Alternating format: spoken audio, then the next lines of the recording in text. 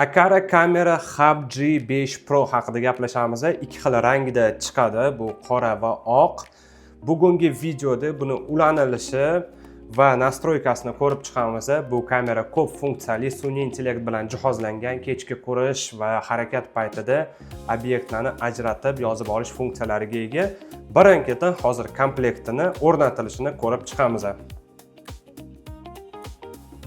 Komplektini ko'rib turishingiz mumkin. Kabel pitaniya va kamera chiqadi. Undan tashqari samarezli qotirish uchun va instruksiyasi.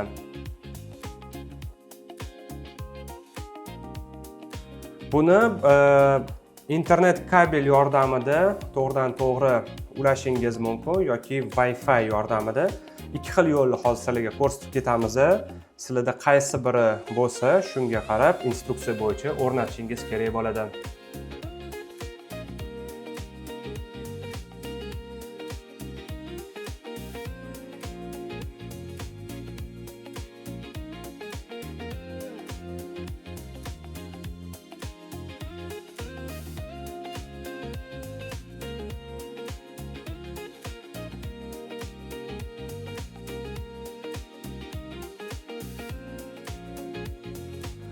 Type-C kabel yordamida pitaniya beriladi.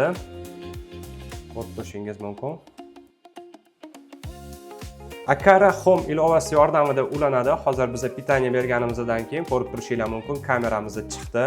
Aqara QR kodi yordamida ilovaga qo'shamiz va birin-ketin hozir hammasini sozlab boramiz.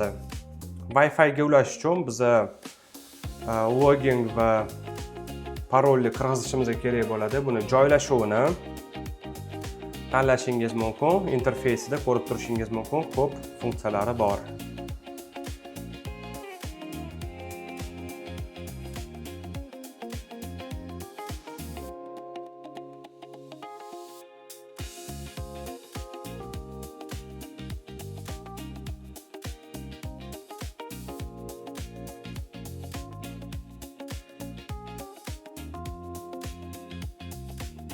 Apple Home ga bu kamerani qo'shib olishingiz mumkin bo'ladi.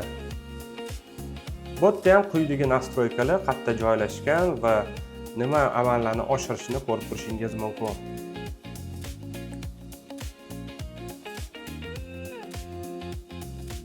Kameramizni ko'rib turishingiz mumkin. Hovlingizga yoki tom qismiga bemalol o'rnatib, nazoratni olib borsanglar bo'ladi. Juda ham ko'p funksional. Потолочный versiyasini ko'rib turishingiz mumkin. Потолокka ham qotirishingiz mumkin.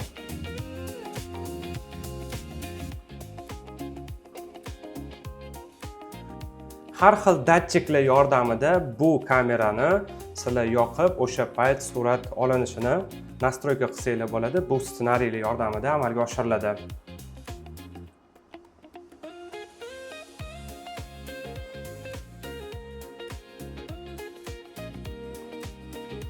Ko'rib turishingiz mumkin, bu kameraning nochnoy videniyasi bor. Boshqa kameralarga qaraganda ancha tiniq va sifatli sizlarga ko'rsatib beradi.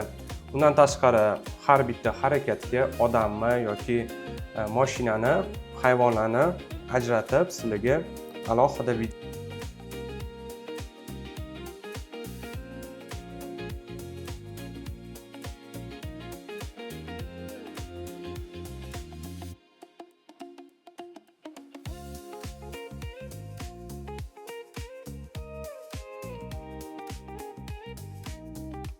time kodlar bo'yicha ko'rib turishingiz mumkin.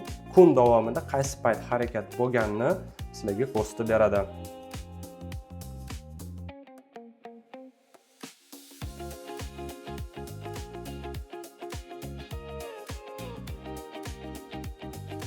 Agar kamerani o'rnatishda yoki ulashda qanaqadir qiyinchiliklarga uchrayotgan bo'lsanglar, bemalol quyidagi nomerlarga telefon qilib bog'lanishingiz mumkin.